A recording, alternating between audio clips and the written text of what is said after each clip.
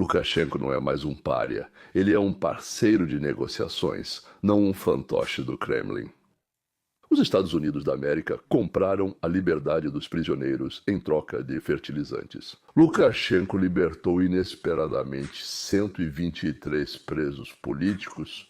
Todos eles estão indo com suas famílias, alguns para a Ucrânia, outros para os países bálticos e outros para a Europa. Nos Estados Unidos da América libertaram até aqueles que estavam presos desde 2020 e já não tinham esperança de sair, muito menos de poder partir livremente. Mas o que aconteceu? Trump propôs libertar os prisioneiros em troca do afrouxamento das sanções americanas, ou seja, na área da compra de fertilizantes, mas os liberais ocidentais não gostaram disso. A libertação dos prisioneiros. O presidente Trump diz que o levantamento das sanções é o preço necessário a ser pago para conseguir a libertação dos presos políticos. Mas, do seu ponto de vista, a liberdade deveria ser objeto de tais negociações? Isso não corre o risco de incentivar a repressão? Durante muitos anos, o Ocidente tenta impor seus valores ao mundo todo, e eu, aliás, sou a favor desses valores, só para deixar claro, mas não sou a favor de impô-los. E nem mesmo décadas de sanções, que não levaram a nada, conseguiram convencê-los de que algo do que eles fazem não funciona. Isso significa que a estratégia deveria ser mudada. Afinal, quando algo não funciona, é preciso tentar buscar outra coisa. A única coisa é que não dá para forçar uma pessoa a se amar ou a amar a liberdade. Aqueles que já estiveram presos ou esperaram por entes queridos veem a situação de outra forma. Aqui está Svetlana Tchanovskaya. Essas são nossas pessoas, e os Estados Unidos da América atuarem pela libertação delas é uma conquista coletiva. É uma grande alegria ver pessoas que agora estão livres, pessoas que nós... Entendo o significado disso para as famílias, pois lembro do alívio quando meu marido foi libertado. Isso foi crucial para quem esperou anos sem ligações, cartas ou provas de que seus entes queridos estavam vivos. Tenho certeza de que Trump tem outra ideia em mente. Abrir um diálogo com Lukashenko, mostrando que é possível conversar conosco, que somos pessoas dispostas a discutir e resolver problemas. E se não for agora, claro, se o seu país tiver problemas com Moscou, então talvez, bem, de alguma forma, algo assim. Pelo canal já estabelecido, vamos conversar sobre algo maior do que 123 dissidentes na prisão. E se o Reino Unido não reconhecer Alexander Lukashenko como presidente legítimo de Belarus, ao fechar esse acordo, o presidente Trump de fato concede a ele legitimidade internacional. E se sim, isso faz diferença? Não acho isso, pois Trump conversa com todos e já declarou que faz acordos com ditadores e líderes autoritários. O estilo dele é muito peculiar, é muito diferente dos europeus. Se Merz, Macron ou Starmer chamarem Lukashenko de presidente respeitado, o efeito será outro. Quando o presidente Trump faz isso, me entendemos. Sua abordagem é pragmática, focada em acordos e em libertar pessoas buscando a paz. Então, eu não acho que isso vá trazer qualquer tipo de legitimação para Lukashenko. E isso lhe dará alguns pontos e oportunidades de negociação, mas não é crítico. A pressão europeia é bem mais importante. Como disse a presidente Tikhanovskaya, a Europa não retirou nenhuma de suas sanções contra Lukashenko. Mas, para os Estados Unidos da América, Lukashenko não é mais um pária. Para os Estados Unidos da América, ele está incluído no clube de negociação, nem sei como chamar isso, o clube daqueles com quem negociamos. E ele se tornou um parceiro de negociações e o enviado pessoal de Trump, o presidente dos Estados Unidos da América, John Cohen, vai até ele. Os Estados Unidos da América decidem a quem punir. Por exemplo, Maduro, na Venezuela, manipulou as eleições em seu país e está sofrendo pressão, incluindo a presença da frota americana, enquanto Lukashenko roubou e manipulou as eleições em seu país. E a ele oferecem retomar os fornecimentos. Potassa, provavelmente é assim que se chama, assim, potassa, e salvar de problemas financeiros. Qual é a diferença? Lembra que discutimos que os países têm permissão para fazer o que quiserem, afinal, eles são independentes, mesmo sendo países pequenos. Sim, exceto uma coisa: interferir em nossas vidas. E por interferência quero dizer piorar de alguma forma a nossa vida. Veja a Venezuela, por exemplo. Eles trazem drogas para cá e isso não melhora a nossa vida.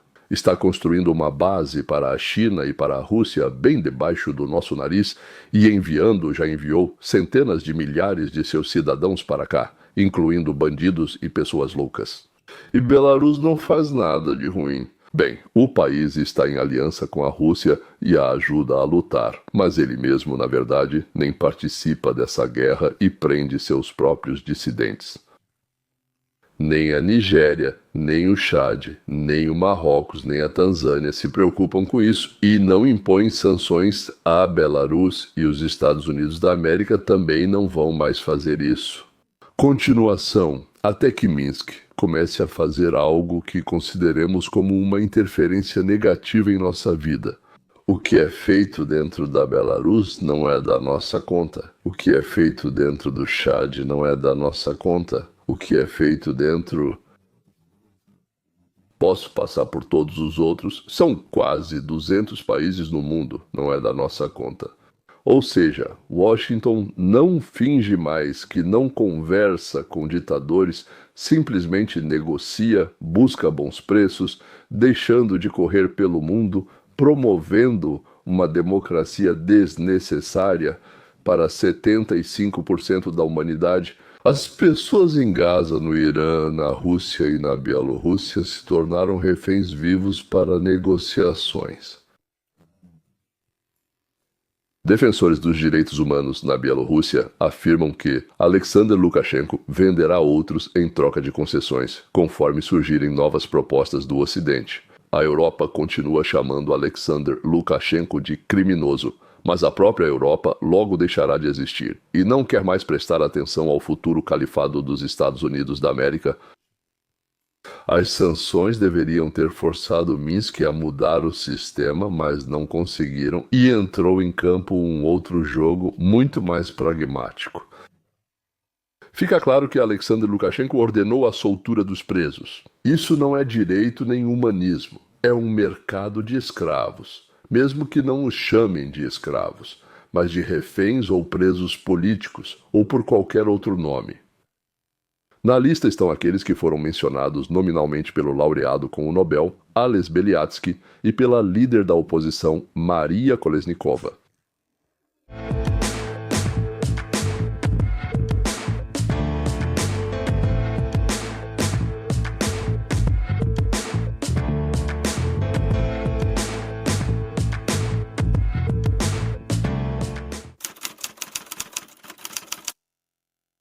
Realistas afirmam ser melhor viver do que morrer na prisão.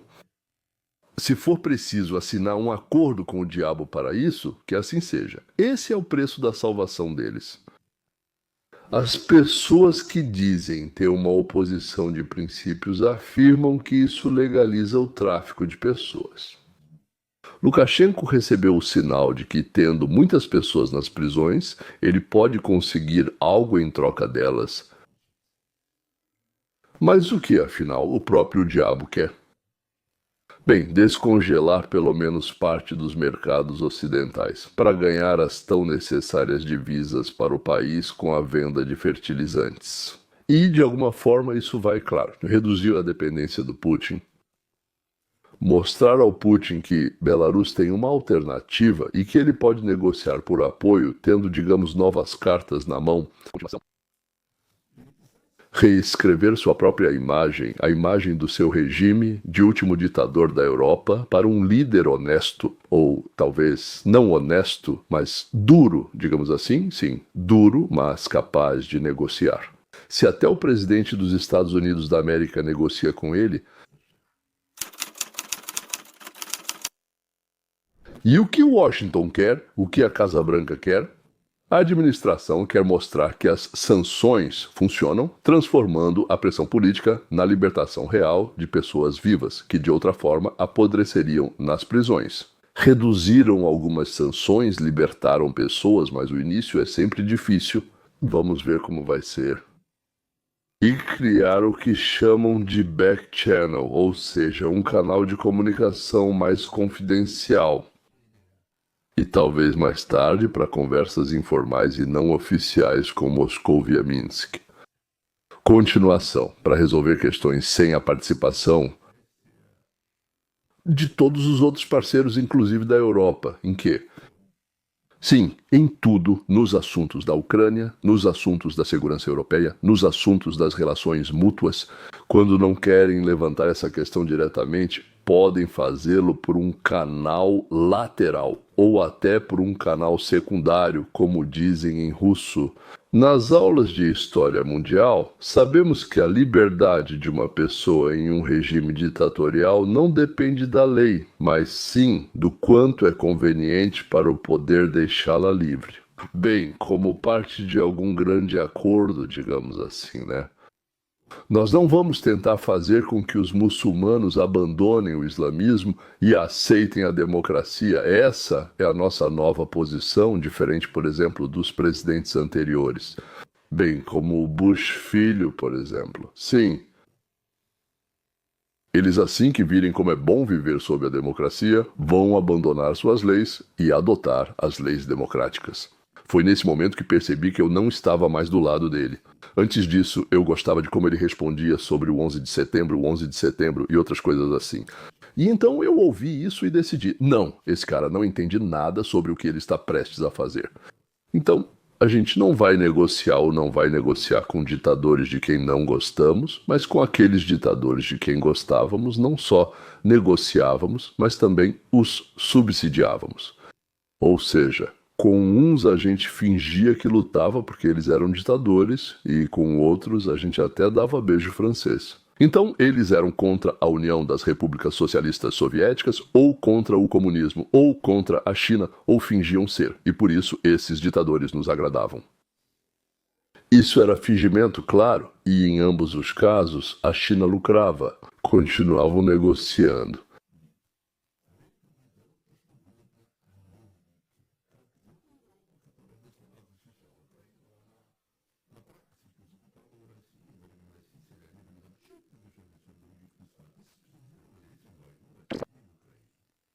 Gastávamos trilhões em subornos para países que podiam mudar de lado para o inimigo.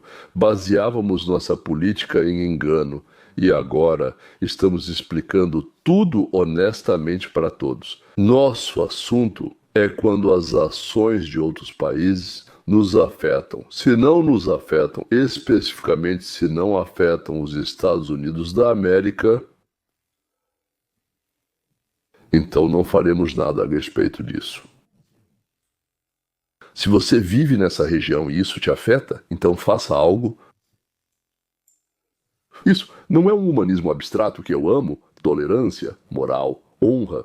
Se isso acontece em outra parte do mundo, por favor, não nos peça para ir lá e massacrar aqueles que violaram sua moral, porque depois vocês acabam nos odiando ainda mais do que aqueles que controlamos a seu pedido.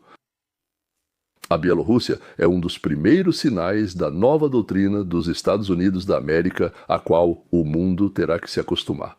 E, aliás, isso foi algo que George Washington escreveu no que é chamado de Carta de Despedida, a mensagem de despedida de 1790 ou 1796. É isso aí. E não associe isso, o que ele escreveu, não se prenda a alianças e compromissos permanentes com as potências europeias. Ele não gostava deles mais do que de qualquer outro. Eles têm seus próprios rancores e disputas antigas.